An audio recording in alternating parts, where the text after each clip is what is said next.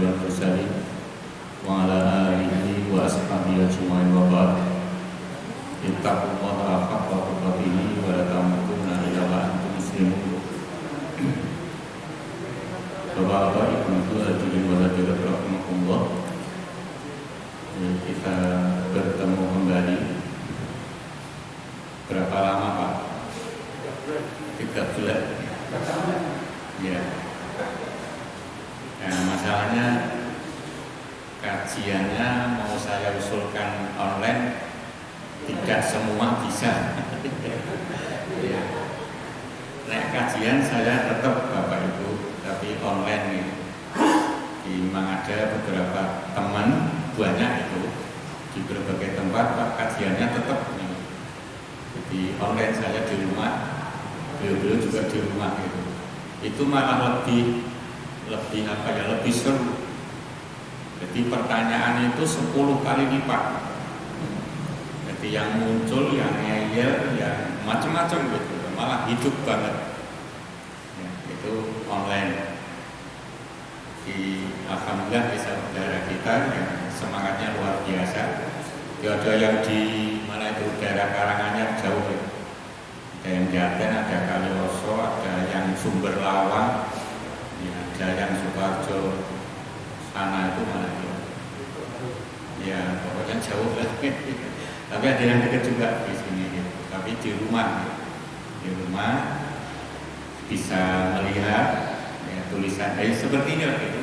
Ada tulisannya dan seterusnya.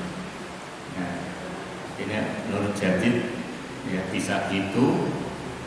Oh ya, ini kalau panjenengan ingin mendengarkan kajian saya, nanti bisa dicari di Google gitu. Ketik Hilal A berapa itu nanti akan muncul ini.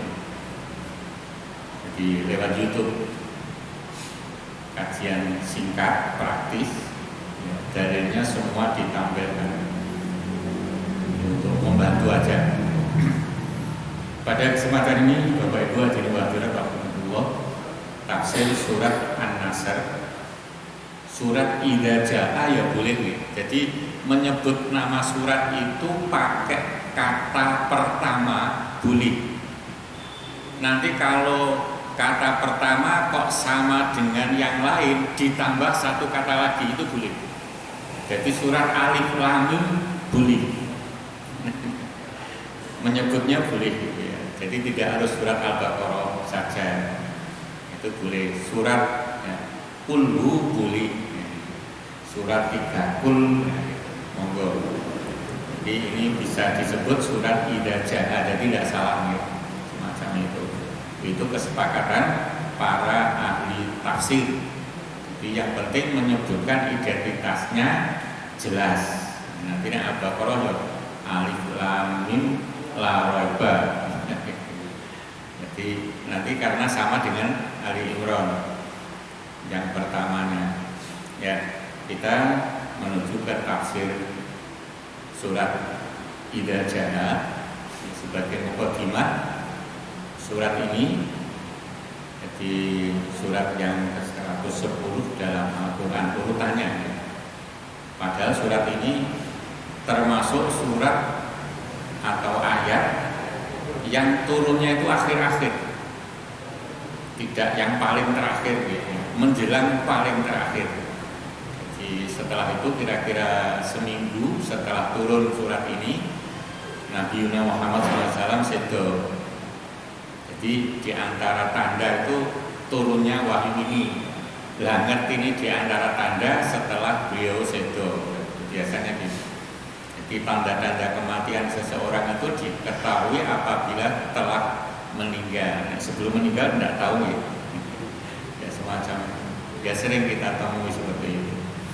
Surat ini terdiri 3 ayat.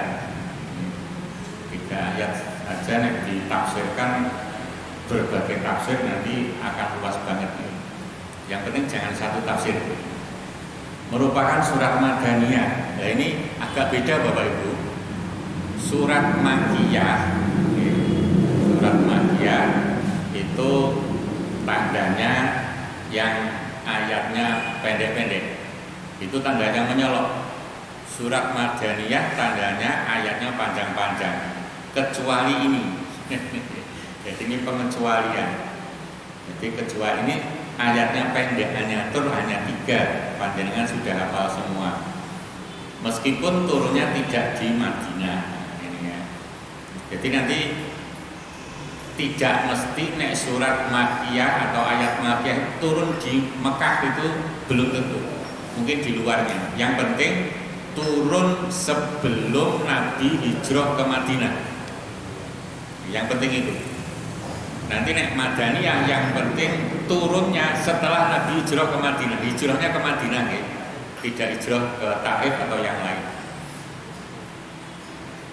Di penggolongan surat Makkiyah dan Madinah itu. Jadi bukan berdasarkan tempat turunnya, tapi sebelum hijrah ke Madinah atau sesudah. Itu penggolongannya begitu. Dinamakan surat An-Nasr yang berarti pertolongan. Kita itu memang betul-betul sangat butuh pertolongan dari Allah Bapak Ibu.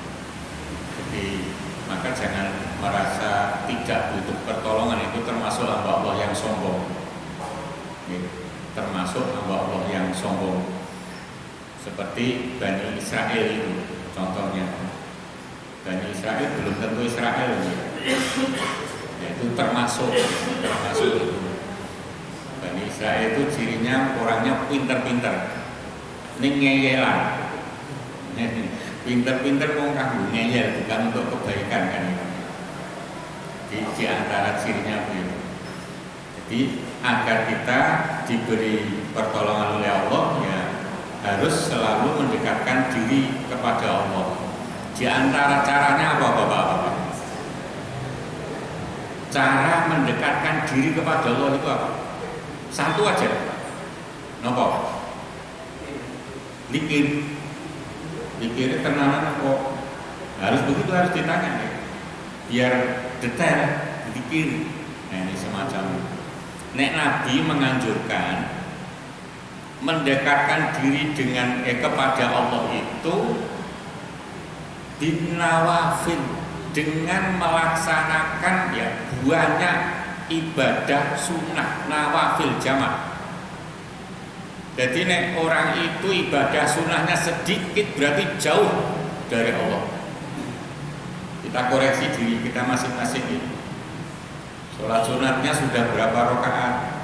Nek males berarti abdoh, meskipun zikir terus, ibadah sidik yang sunnah ya, terutama yang sunnah. Ibadah wajib sudah baik umpamanya, ini sunnahnya kok kurang umpamanya aja. Ini belum dekat sama Allah. Rawal Bukhari itu. Jadi ciri orang atau hamba Allah itu dekat kepada Allah, ibadah sunnahnya banyak. Imam Syafi'i itu kalau sholat tahajud 40 rakaat, panjenengan nyobi mengke guys, pisang-pisang ngoten kok. Pantun. Ya. Umpamanya pas libur gitu ya. Terus witirnya 3. Berarti tahajudnya 43. Siangnya mengajar. Maka beliau termasuk ulama besar.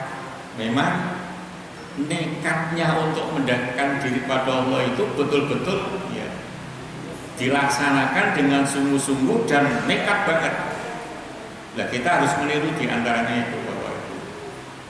Jadi sholat sunnahnya banyak, puasa sunnahnya juga banyak. Pokoknya sifatnya sunnah-sunnah diperbanyak. Di puasa sunnah tadi mulainya yang mungkin tadi hari Sabtu. Jadi hari Sabtu, Ahad, Senin ya yaumul bid. Besok Dzulhijjah panjenengan puasanya tanggal berapa Bapak-bapak? Pinten Pak? Tanggal pinten? Tanggal 9 atau tanggal berapa? 9 toh? Ya enggak apa-apa mau namain tanggal.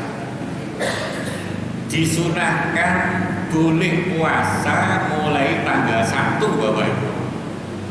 Tanggal 1 puasa sampai tanggal 9. Itu disunahkan ya. Monggo dicoba. Nanti besok yaumul hisab, kalau ditanya kita bisa menjawab karena sudah pernah melakukan. Ya, nanti dicoba ya. Itu rawahu Abu Dawud. Nilainya hasan hadisnya. Jadi mulai tanggal 1 terus gitu berturut-turut sampai tanggal 9. Ya, tanggal 9 saja ya udah apa-apa, itu tidak ada paksaan. Ini pengen dekat sama Allah ya diperbanyak gitu ya. Nanti yaumul bidnya dikurangi 1, tanggal 13 nggak boleh ya, karena Dzulhijjah. Mulai tanggal 14, 15. Ya pokoknya diperbanyak lah. Kalau perlu nanti nyoba puasa Daud Bapak Ibu. Harus nekat. Jangan alasan bahwa saya kerjanya luar biasa, berat dan seterusnya. Panjenengan nate mireng enten kiai sedo goro-goro poso. Belum pernah gitu. Belum pernah ada nih goro-goro poso sedo. Ini usaha untuk mendekatkan diri pada Allah. Janjinya apa? Janji Allah apa? Kalau hamba itu sudah berusaha dengan sungguh-sungguh mendekatkan diri kepadaku, kata Allah, itu hadisnya qudsi ya. Nah, begini bagus saya sampaikan sebelum saya lanjutkan. Menyikapi hadis qudsi. Jadi mentang-mentang hadis qudsi langsung diterima, itu keliru Bapak Ibu. Jadi hadis itu menurut sumbernya, menurut asalnya dari siapa, itu ada 4. Kalau asalnya Allah namanya qudsi. Kalau asalnya Rasul namanya marfu. Kalau asalnya sahabat namanya mauquf. Ini boleh diikuti 3 ini. Kalau asalnya tabi'in bersawi, generasi setelah sahabat tidak pernah mengalami Rasul masih ada. Nah ini, itu tabi'in. Bukan melihat Rasul, bukan ya. Lahir Rasul sudah tidak ada, itu ini sahabat masih ada, itu namanya tabi'in. Lah, kalau asalnya sumbernya tabi'in namanya mauquf. Lah mauquf itu tidak boleh langsung diterima hadisnya. Lah terus dilihat dari diterima atau tidaknya ada 3. Diterima atau tidaknya ada 3. Sahih langsung diterima. 2 hasan langsung diterima. 3 dhaif, nanti dulu dhaifnya yang gimana. Dhaif itu banyak puluhan Bapak Ibu. Tidak langsung ditolak ya, tidak langsung diterima juga ya. Nah kita sikapnya terhadap hadis dhaif, jangan langsung dhaif, tidak usah diterima, jangan gitu. Tapi dipelajari dulu, kalau tidak ditanyakan kepada yang tahu. Nah meskipun hadis qudsi, kalau itu dhaif, ya kalau itu dhaif, itu jangan langsung diterima. Terus jangan alasan ini kata dari Allah loh, kata-katanya Allah loh. Meskipun ini cara menerima hadis itu begitu, ya, sahih, hasan, dhaif. Nek qudsi ya nanti dulu, nek sahih diterima. Hadis qudsi rawahu Bukhari berarti sahih, diterima. Nah, yang saya sampaikan tadi rawahu Bukhari tentang usaha mendekatkan diri tadi. Nah, celakanya Bapak Ibu, ada kitab kumpulan hadis qudsi. Nah, sehingga sebagian umat Islam langsung menerima karena fahamannya ini firman Allah, betul itu. Ini hadis meskipun firman Allah jangan semuanya diterima, beda dengan Al-Qur'an. Nek Al-Qur'an seluruhnya mutlak diterima, tidak ada yang tidak. Tapi kalau hadis meskipun firman Allah, nanti dulu. Ini tuh nggak beda nih, Bapak Ibu. Kembali ke hadisnya, tapi terjemahannya saja. Oh ya, saya tampilkan aja, biar nanti marung.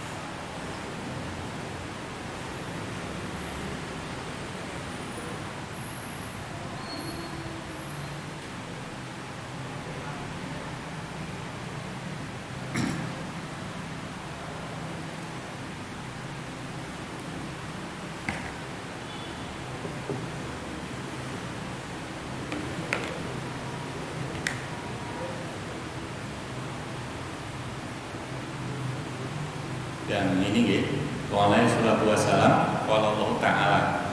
Jadi cara menengarai hadis qudsi atau bukan itu, kalau ada qala Allah itu nek hadis namanya qudsi. Ya. Hadis qudsi itu firman Allah ning redaksinya yang nyusun Nabi. Firman Allah redaksinya yang nyusun Nabi. Tapi nek Al-Qur'an firman Allah ya yang nyusun Allah. Bedanya di situ. Ini hadits qudsi, ma yazalu 'abdi yataqarrabu ilayya bin nawafil. Bukhari.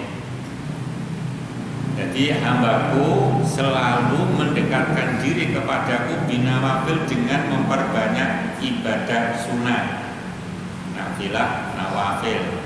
Hatta uhibahu, sehingga aku, kata Allah, mencintainya. Jadi ini hamba Allah itu dicintai oleh Allah, wah luar biasa baiknya.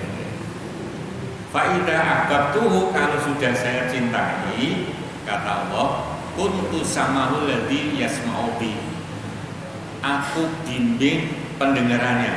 Nah ini. Terus aku bimbing penglihatannya. Maksudnya pendengaran itu hanya untuk mendengarkan yang baik-baik. Itu otomatis begitu yang tidak baik tidak mau mendengarkan. Ini contohnya Ibnu Mas'ud, Abdullah bin Mas'ud. Abdullah bin Mas'ud ingin silaturahim ke sahabat yang lain. Assalamualaikum dan seterusnya.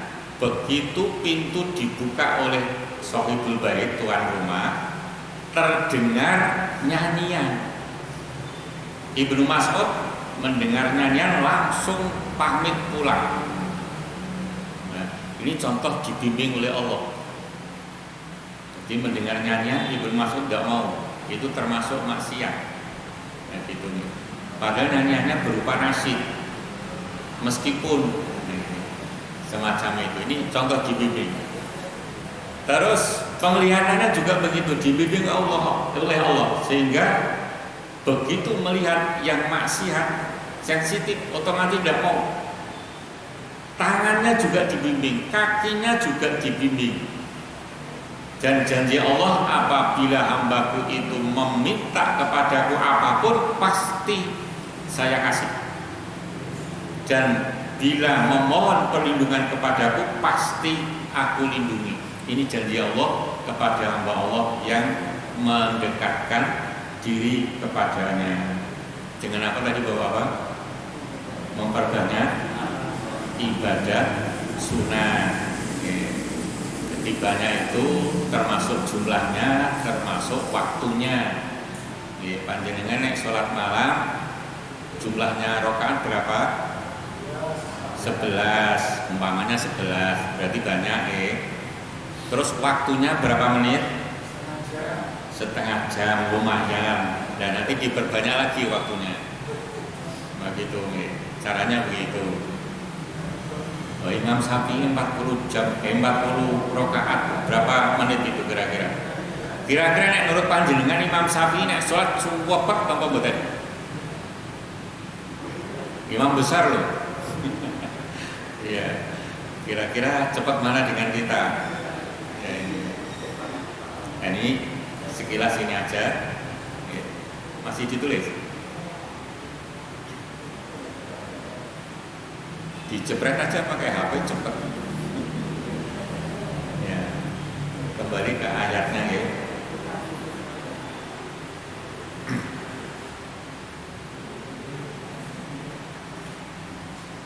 Ya, ke ayatnya. Asbabun nuzulnya surat An-Nasr ini terkait dengan dua hal. Yang pertama, menggambarkan kemenangan di tangan umat Islam. Kenapa Bapak umat Islam saat itu menang? Kenapa? Ya, pertama masih ada Nabi. Umatnya mesti pekewo. Kalau salah langsung tanya sumbernya, yaitu Nabi. Jadi untuk baik itu mudah gitu.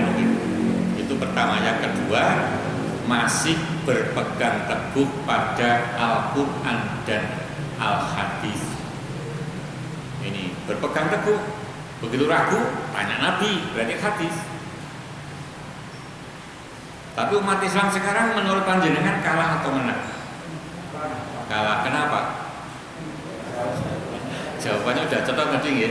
Berarti berpegang teguh sama Al-Qur'annya belum sungguh-sungguh itu. Maka nek dijawab dengan gampang, kenapa umat Islam kalah sekarang ini? Belum, Islamnya belum tenanan. Yang menang orang kafir. Kenapa? Karena kafirnya tenanan. Lungguh, orang kafir itu nek zina tenanan. Orang Islam nek sholat apa khusyuk? Berarti kan belum tenanan. Kon poso sunah ya. Yang termasuk dikagumi oleh tentara Romawi ketika berhadapan dengan umat Islam, terutama tentara yang ditahan, yang dikagumi apa? Satu, tidak pernah memperlakukan hal-hal yang buruk terhadap tentara Romawi. Jadi nyelentik kuping ragil. Musuh loh, padahal ditahan itu. Nek jenengan nahan musuh kira-kira berapa? Lah itu yang dikagumi. Yang kedua yang dikagumi, umat Islam dalam kondisi perang itu nek malam sama sholat malam. Kondisi perang loh. Itu yang dikagumi oleh tentara Romawi. Yang ketiga, nek siang padahal perang, puasa sunnah tuh. Perang itu perbuatan berat atau yang ringan? Ini yang dikagumi. Sementara Romawi, nek malam melipus, nek siang makan dan mabuk-mabukan, ini semacam itu. Nah, maka perangnya menang terus umat Islam. Karena berpegang teguh pada Al-Quran hadis itu yang sungguh-sungguh. Kan perintahnya wajib tuh, wa'tasimu bihablillahi jami'an wala tafarraqu. Sekarang belum bisa itu umat Islam. Ya kita doa aja, mudah-mudahan nanti lekas bisa. Mudah-mudahan lekas bisa. Itu menyatukan umat Islam itu sekarang masih sulit banget. Barusan Saudi ngebom Yaman. Kok iso? Barusan dibom yang kena sipil itu. Alasannya Syiah katanya. Ya Syiah sih ada, cuman yang ngebom Yaman kan ada yang bukan Syiah kan itu. Ya itu sudah tujuannya beda. Nah, ini tidak bisa akur umat Islam. Masa dengan saudaranya dibom, repot banget. Barusan itu sipilnya yang kena. Ya, padahal Saudi terkenal negara Islam gitu. Yaman juga Islamnya ya, lumayan. Nah, ini semacam itu. Ya, itu tadi kurang berpegang teguh kepada mengisyaratkan telah dekatnya ajal Rasulullah SAW ini. Jadi turunnya surat ini mengisyaratkan ajal Rasulullah SAW telah dekat. Ayat yang pertama ini insya Allah semuanya sudah hafal ya. Hafal banget kan kalau ayat ya. A'udzubillahi minasyaitonir rajim. Bismillahirrahmanirrahim. Idza jaa nasrullahi wal fath. Ini Bapak Ibu kelihatannya sepele ya. Kelihatannya tapi ini berat. Terutama bukan berarti saya menyindir atau mengenai, karena saya pernah jamaah di sebuah masjid, bukan daerah Murki ya, bukan daerah Cemani, bukan, di Solo. Membaca ini wal fath, harusnya begitu membacanya. Nih tehnya pelan, jangan terdengar, jangan wal fath gitu. Karena terakhir ha ya. Jadi wal fath itu nek dikeraskan tapi tehnya pelan. Itu dibaca wal fath gitu. Itu berarti yang huruf terakhir apa? Ta. Nek huruf terakhir ta fath boleh itu. Nek huruf terakhir ha dibaca wal fath. Tak sukun itu boleh dibaca mengeluarkan angin ya, fath, nah, gitu boleh. Ini guru saya dulu, guru saya dari Yordan, itu pilih yang tidak pakai angin karena huruf ta itu huruf sin. Sin itu artinya gigi, huruf gigi. Itu jangan sampai keluar angin ya. Gigi bahasa Arabnya sin, sinun gigi. Jadi ta itu huruf sin menurut beliau itu lewat TV Al Jazeera itu ya. Beliau kadang ngisi di situ. Terus TV Iqra Bapak Ibu ada khusus menyiarkan kegiatan agama kita, agama Islam, mulai taksin, terus ceramah dan seterusnya itu TV Iqra. Cuman bahasanya Arab terus. Yo panjenengan sosok nggih nyetel niku nggih. Yo ben apa nggih? Ben terbiasa dengan Arab. Arabnya fuskah enak didengar. Fuskah itu beda dengan Arab Saudi nggih. Saudi wah omongannya cepat, ngamiyah lagi. Nah, TV Iqra itu bahasanya resmi, terus kitabi lagi. Jadi sesuai dengan huruf-huruf di kitab-kitab itu. Bahasanya sama ya. Jadi bagus didengarkan enak. Ini Bapak Ibu kalau membaca ayat ya, itu jangan sampai keliru. Kalau keliru merubah arti, itu kalau keliru.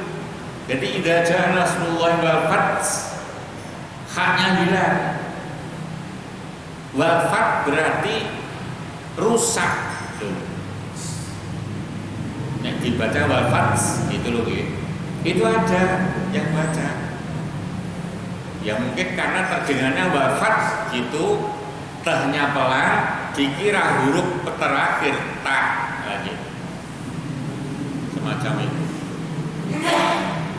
Termasuk huruf-huruf yang berdekatan ini mohon ya nek saya memang tidak bisa nih 100% benar tidak bisa. Jadi antara sin dan shad la yaslaha illal asqa, layas harus shad. Nek panjenengan membacanya layas sin itu beda arti. Layas laha tidak akan masuk ke neraka illal asqa, kecuali orang-orang yang di dunia nekat maksiat.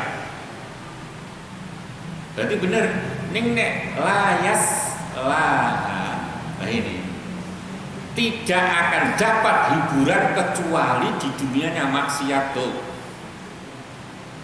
Yaslah itu artinya menghibur, pakai sin.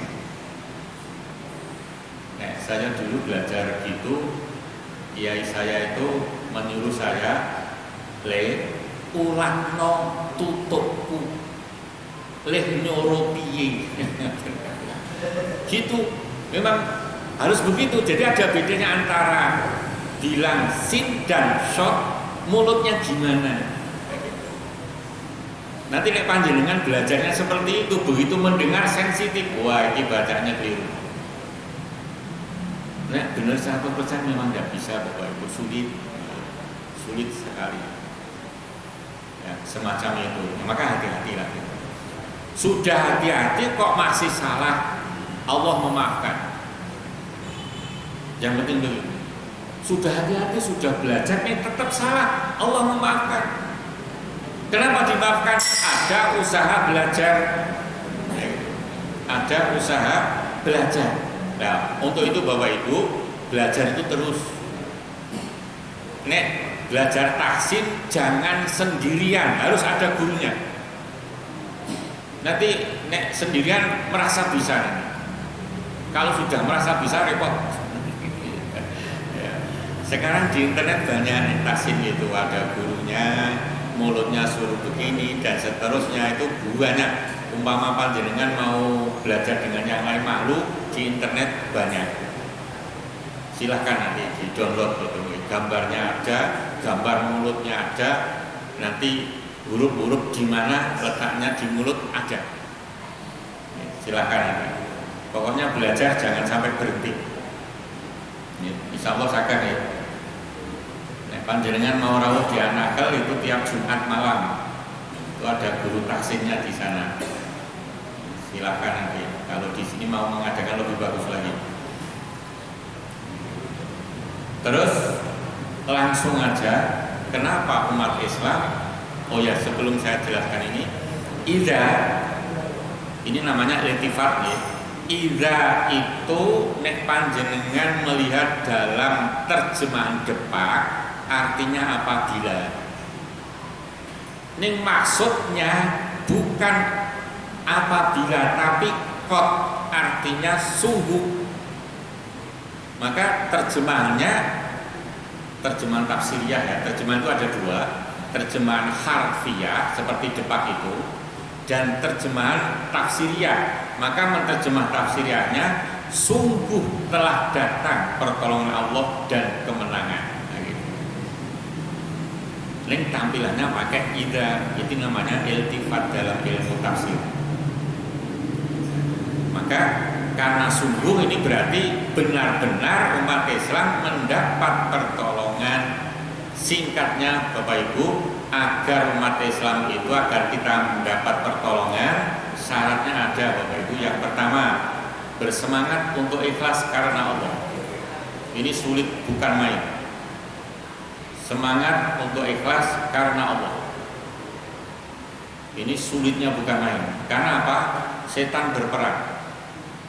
Surat 22 ayat 52. Setan berperang. Apalagi sekarang setan sudah dilepas lagi.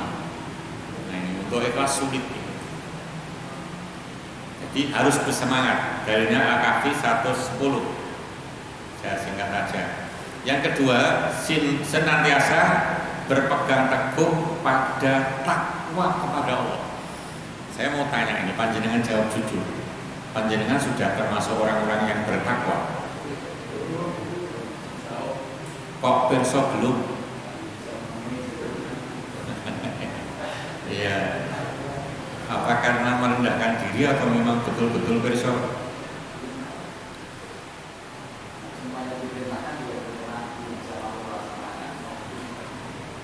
Ya, gini aja, kita nilai diri kita masing-masing. Ciri-ciri orang yang bertakwa versi surat 25 ayat 36 sampai 70. Saya singkat aja. 1. Tawadhu, selalu merendahkan diri. Orang tawadhu itu tidak pernah marah. Nek mangkel ditahan. Meskipun mangkel kepada seseorang, begitu ketemu senyum. Itu buktinya. Nek melengos itu marah namanya. Kayak muadal ketemu nyimpang jalan itu marah namanya. Diucapi salam ya, waalaikumsalam. Ini sudah mana itu? Ya tetap halus, biasa aja meskipun mangkel banget. Nek mangkel banget, salamnya terpaksa, itu dinilai baik oleh Allah.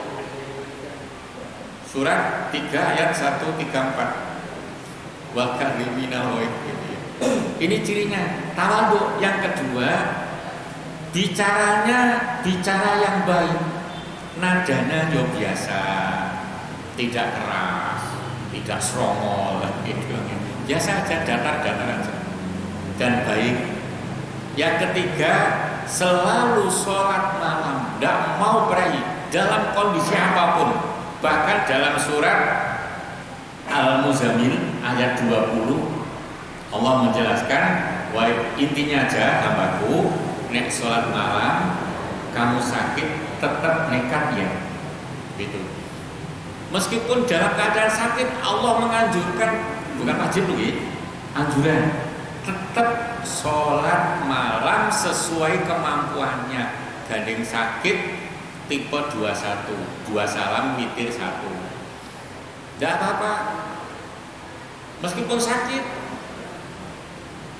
Ini surat Muzammil 20. Itu contoh orang yang bertakwa. Yang keempat, cirinya selalu berdoa memohon agar terhindar dari siksa neraka. Yang kelima, tidak boros tidak ya, memubadirkan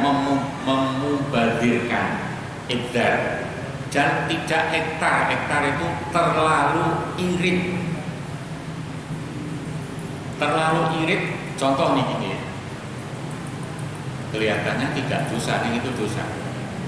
Orang mampu makan tiap harinya tempe, tahu, kacang, daging, umpamanya begitu, itu mampu, sangat mampu. Ning gandeng pengen dan sugih, tiap hari makannya nasi ditemani sambal bawang, disuruh karak. Oh itu dosa loh Bapak Ibu, jangan dikira tidak. Lagi mangan-manganku dhewe, golek-golek dhewe, tetap dosa itu dolim kepada tubuhnya. Oh baik dosa itu terlalu irit itu. Jadi tubuh kan Nabi mengingatkan ati li kulli haqqin haqqahu. Hambaku, umatku, berikanlah setiap yang punya haknya, hak tubuh ya, dicukupi asupannya sesuai dengan kemampuan. Ya toh sambal bawang karo karak terus di sini pinten nih. Ya, kecuali mampunya hanya itu beda. Atau makannya nasi sambal bawang ya, terus karak, sambal tidak mampu ning mlepus terus dosane dobel. Lah ngerokok ya kuat kok. Ngerokok satu bungkus itu berapa Pak? Dengar-dengar berapa? Yang paling murah 15 nih. 15 biasanya habis berapa hari? Sehari. Nek sebulan sudah berapa ribu? Kan itu. Dia itu nek setahun kira-kira untuk korban bisa enggak? Nah, tambah dosa meneh to. Oh, pilih rokok korban ra dipilih. Dosa lagi. Wis ngirit dosa ora gelem korban pilih rokok dosa meneh. Ya gitu. Jangan dikira besok enggak ditanya loh nih. Nah, gitu. Lho Pak, ngerokok iya ning korban iya, ya tetep rokoknya dosa. Nah gitu. Ya karena orang bertakwa itu tidak mau yang seperti itu namanya lahun. Tidak ada manfaatnya. Untuk agama rokok itu tidak ada manfaatnya. Nah, untuk yang hobi ada manfaatnya. Nah, gitu. Ya. Terus istiqomah. Ya. Sudah ada belum? Oh belum. Istiqomah. Jadi Bapak Ibu umpamanya contohnya sholat malam ya, mampunya kok hanya 2 terus 1, itu tidak apa-apa. Yang penting terus menerus Bapak Ibu. Jangan jatnya nek lagi jat seru wagep lagi nyenggelas gitu ya. Jangan sampai seperti itu. Berpegang teguh kepada semua ajaran Islam, yaitu umat Islam belum Bapak Ibu. Jadi Al-Quran itu jumlah suratnya 114. Nah nanti cara ngoleksinya diri kita masing-masing, saya sudah paham berapa surat ya, gitu. Nah nanti dilanjutkan memahaminya, harusnya begitu terus setiap hari. Sahabat itu ngaji sama Nabi itu terus ba'da maghrib, ya seperti inilah. Jadi maghrib terus salam, bahasa gampangnya wirid gitu ya, dan doa, terus sholat sunnah, baru kajian. Ya seperti sekarang ini nggak pakai elektronik ya, belum ada. Sampai kira-kira jam 11 baru adzan isya. Maka sholat isya yang dilaksanakan seperti itu namanya atamah. Pahalanya sama di awal waktu.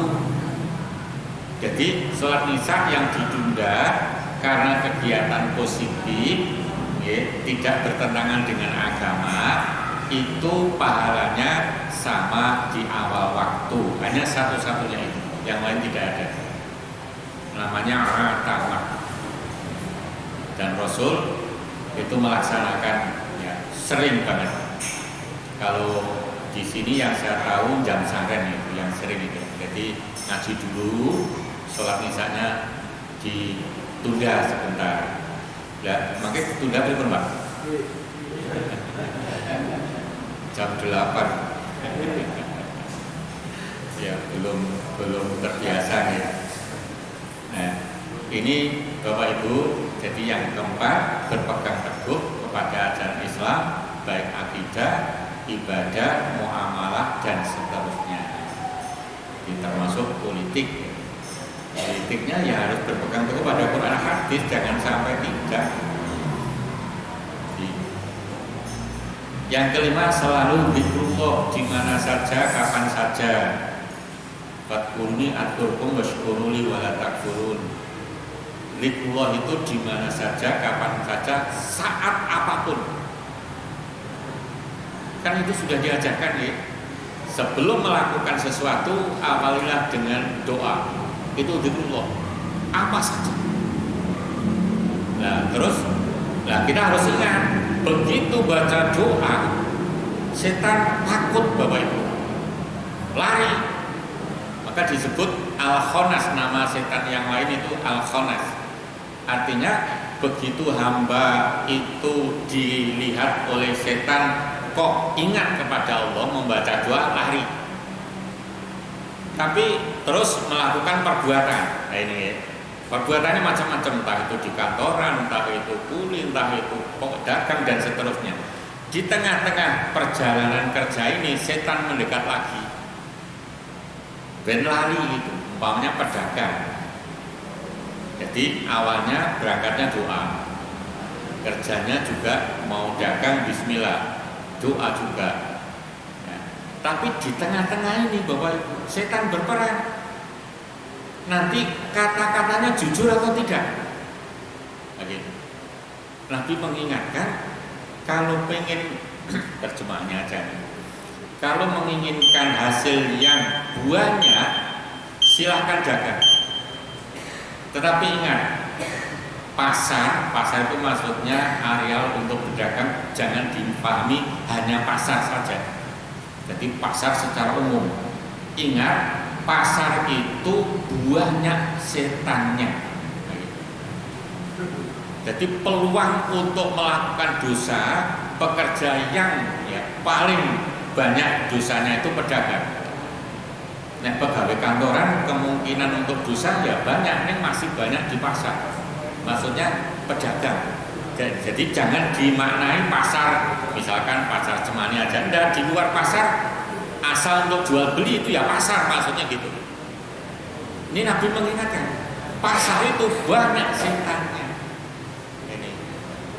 Maka masuk dalam hadis, pedagang yang jujur dijamin masuk surga. Nah gitu, termasuk kan gitu. Ya jujur itu sulit. Sekarang banyak alat-alat untuk tidak jujur nih. Semangka dijual tidak jujur, disuntik teres dan ketok merah. Pisang diadoni napa niku bendang kuning. Ya semacam itu bae sing enom. Nah, itu sudah neraka semua itu. Ya kecuali pulaan enggak tahu beda gitu ya.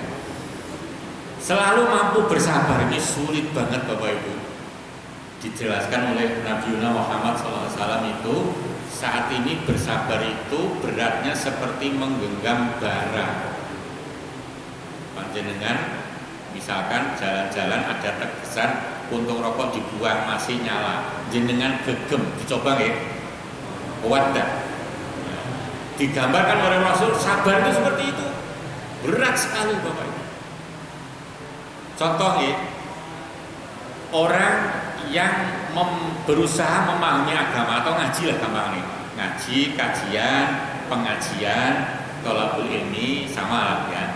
Itu kan dijanjikan oleh Allah dimudahkan jalannya menuju surga. Menurut panjenengan umat Islam banyak yang tertarik atau tidak?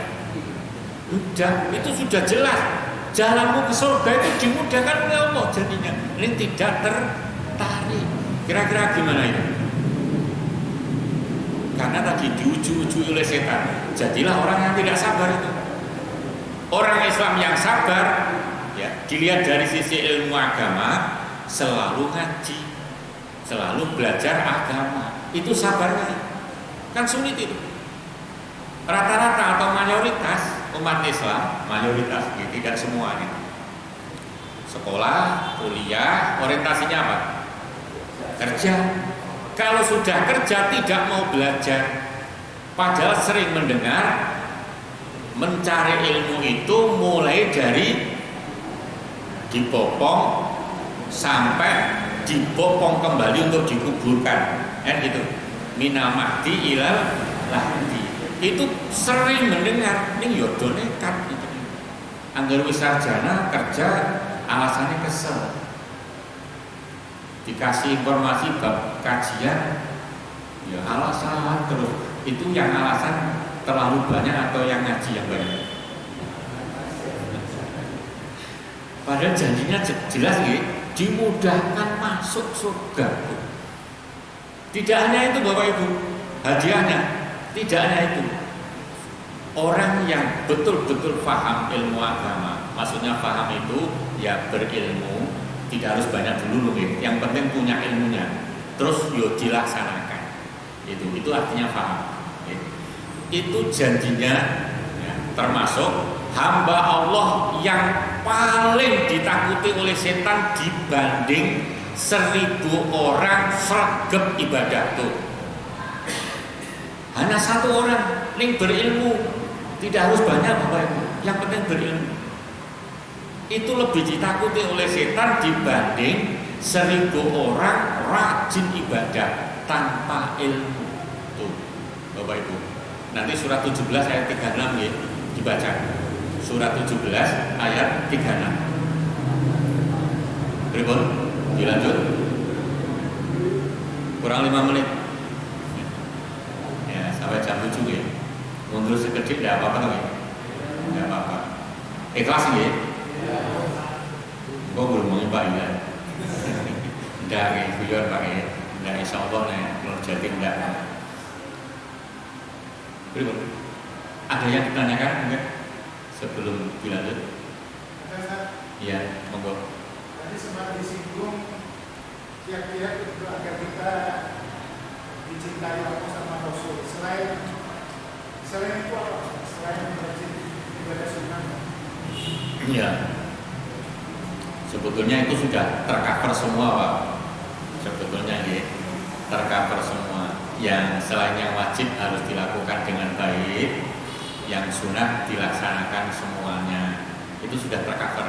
Sunnah itu nih dijelaskan, disebutkan satu persatu kan banyak ya, banyak sekali. Jenengan umpamanya ya, tidak pernah kasar sama keluarganya, itu juga sunnah. Maksudnya sunnah Rasul. Tidak pernah kasar sama keluarganya. Yang masih kasar sama istri anak-anaknya, itu berarti belum orang yang bertakwa Bapak Ibu. Dikoreksi nggih mungkin nggih. Kasar kepada istri dan anak-anaknya, apalagi wis kasar ngundang-undang namanya kepada istrinya. Kowe kan kan wong desa nek rata cukup dadi opo. Itu tidak pantas jadi orang yang bertakwa Bapak Ibu ya. Jadi istri itu kalau sudah jadi istri, kekurangan, kesalahan apapun yang dimiliki harus diterima dengan ikhlas. Ini pemberian Allah, gitu aja. Sebel pun juga ini pemberian Allah. Nanti pasti diuji Bapak Ibu, pasti diuji. Itu surat Taghabun ayat 14. Surat Taghabun ayat 14. Diuji semacam ini. Ada yang lain? Monggo, ini dulu. Oke, nanti Mas ya, monggo. Tadi disampaikan tentang puasa pada zaman perang. Apakah puasa tersebut tidak membatalkan pada perang? Yang sebagian sahabat nekat puasa karena takut kalau saya tidak puasa Allah tidak menyertai saya gitu. Seperti itu. Sebetulnya tidak puasa ya boleh, tapi nekat puasa biar dekat sama Allah. dengan melaksanakan sunnah tadi. Itu Pak ya. Monggo. Yang belakangnya tadi, yang belakang. Yang sini apa ya? Yang jenengan? Oke.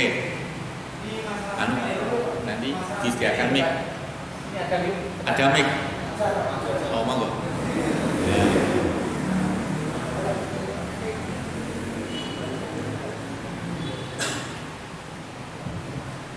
Assalamualaikum warahmatullahi wabarakatuh.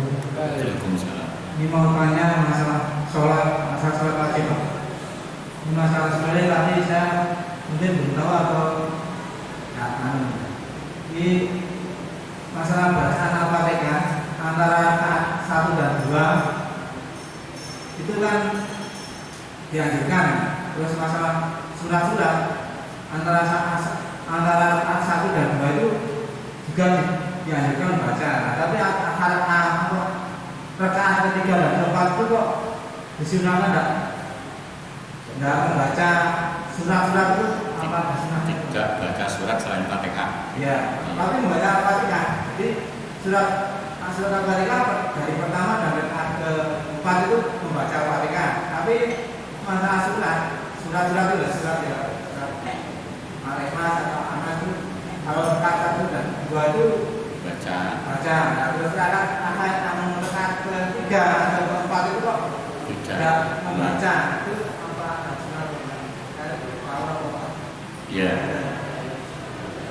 Nabi menyampaikan penjelasannya lewat hadis namanya qauliyah. Hadis qauliyah. Di solu kama ra'aitumuni usolli. Ini diplesetkan oleh sebagian umat Islam. Artinya umatku sholatlah seperti kalian tahu. Tidak hanya melihat, tahu aku sholat. Lah Nabi nek sholat seperti itu mas, maka kita harus seperti itu juga ya. Jadi Nabi umpamanya mengangkat tangan itu ada 3 macam, sejajar dengan telinga, pundak, dada. Itu Nabi, kita suruh milih. Jangan Allahu Akbar gitu. Nah gitu nih. Lah, itu contoh Nabi. Jadi kita sholat persis apa yang dilakukan oleh Nabi. Silahkan pilih. Yang penting semuanya ada dalilnya. Nah, Nabi nek sholat rakaat pertama dan kedua setelah Fatihah itu baca surat. Kita ngikut. Rakaat ketiga dan keempat tidak dan sirih pelan kita ikut. Nah, gitu. Itu gitu. Tapi yang ketiga itu apa boleh baca masing-masing suratnya ya? Yo harus baca. Baca Fatihah saja. Iya, jadi makmum yo baca. Jadi maksudnya surat Al-Fatihah tetap baca. Iya. Tapi surat-surat yang lain tidak. Pada 3 dan 4. Jadi nek makmum bacaan imam yang tidak keras makmum harus baca. Nek yang keras ya, ada yang membolehkan, ada yang baca. Contohnya Fatihah, ada yang tidak baca karena imam sudah keras. Nah gitu, makmum tidak baca boleh. Ini nek baca boleh, dasarnya juga ada. Gitu. Itu ngikuti Nabi. Jadi jangan sakar dewi. Pakai mic. Kan saya pernah tanya sama saya, katanya rakaat ketiga dan keempat itu tidak usah membaca surat-surat tapi membaca Al-Fatihah saja. Iya, betul. Iya. Saya kan nggak mantap loh. Iya. Saya nggak sama ustaz. Iya, biar mantap seragam ngaji gitu. Iya, biar mantap. Masih ada? Sampun? Oh masih. Ngakemik ya? Satu lagi. Ya, monggo. Assalamualaikum warahmatullahi wabarakatuh. Mohon penjelasannya hadis yang ini. Solu kamar itu soli. Itu di kalangan para ulama itu penjelasannya dua artinya ada dua. Yang pertama itu solu kamar aimunizol itu mengartikan bahwa sholat seperti aku sholat, maksudnya aku nabi.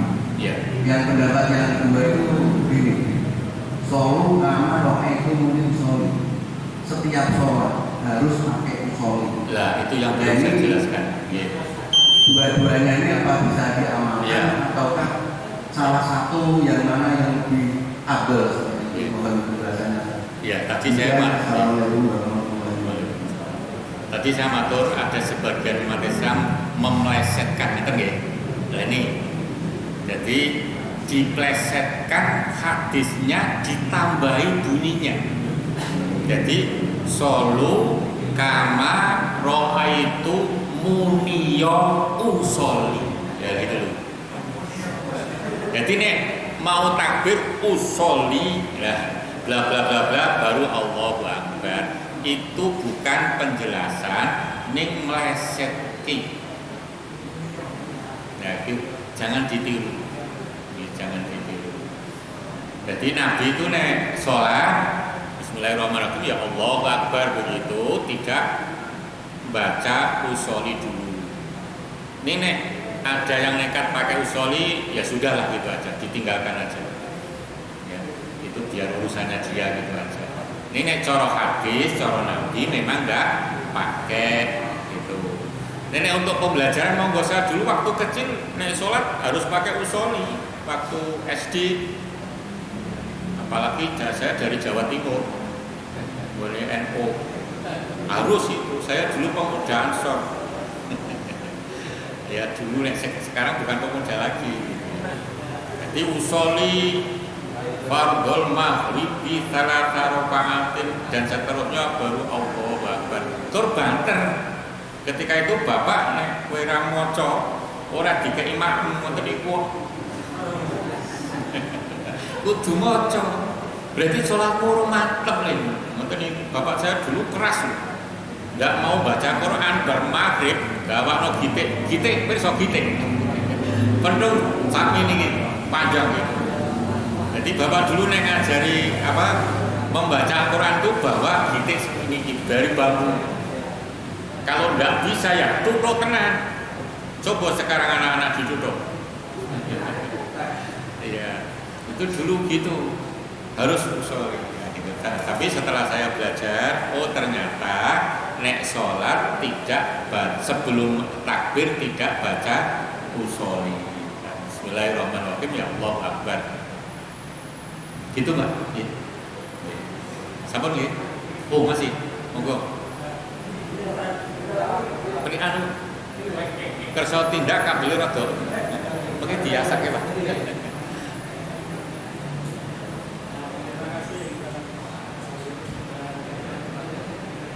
Terima kasih. Assalamualaikum warahmatullahi wabarakatuh.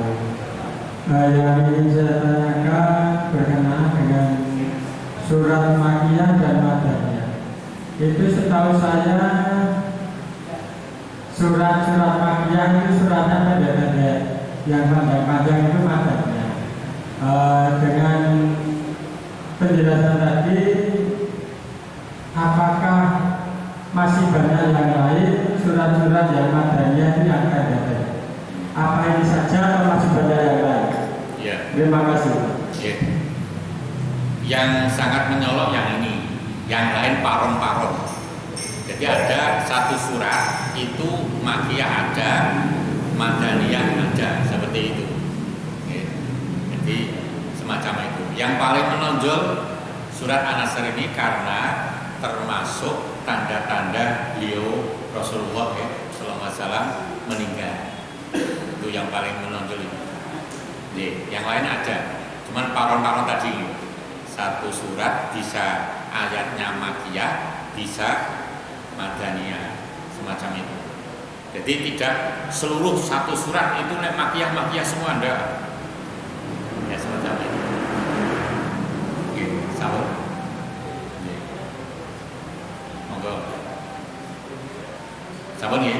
Kita tutup dengan kafaratul majlis. Subhanallah wa bihamdika asyhadu an la ilaha illa anta astaghfiruka wa atubu ilaik. Kurang lebihnya mohon maaf. Bila taufik wal hidayah. Assalamualaikum